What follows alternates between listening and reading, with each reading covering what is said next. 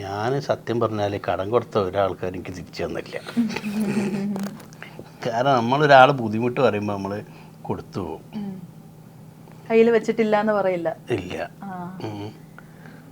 പിന്നെ അത് അന്ന് ആ സമയത്ത് എത്രയും നമ്മളെ ഡേറ്റ് ബാക്കി എല്ലാ കാര്യങ്ങളും നമ്മൾ അത്രയും ഇൻറ്റിമേറ്റായിട്ട് നിൽക്കുന്ന സമയത്ത് ഒരാൾ അർജൻറ്റാണ് ഒരാഴ്ചനെ കൊണ്ട് തരാമെന്ന് പറയുമ്പോൾ അയാൾ വർക്ക് ചെയ്യുന്ന പടത്തിൽ എങ്ങനെ അപ്പോൾ അഭിനയിച്ചുകൊണ്ട് നിൽക്കുന്നതും അപ്പം ഞാൻ അപ്പം തന്നെ ട്രാൻസ്ഫർ ചെയ്ത് കൊടുത്ത്.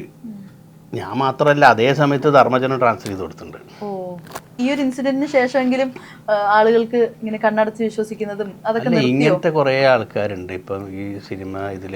പിന്നെ കാരണം ഒരു പടം ഇതാക്കുന്ന എല്ലാവർക്കും കറക്റ്റ് പേയ്മെൻ്റ് ഒന്നും കൊടുക്കാതെ അങ്ങനെ കുറേ പ്രൊഡ്യൂസേഴ്സ് വരാതെ ഉണ്ട്. കാരണം ആദ്യമായിട്ടൊരു പടം പ്രൊഡ്യൂസ് ചെയ്യാൻ വരുമ്പം ചിലർക്ക് ഇതിൻ്റെ ചില ഐഡിയകളൊന്നും ഉണ്ടാവില്ലല്ലോ. എല്ലാവരും അല്ല, അങ്ങനത്തെ ചെറിയ തട്ടിക്കൂട്ട് പരിപാടിയിൽ അങ്ങനെ ചില ആൾക്കാർക്ക് സംഭവിക്കലുണ്ട്.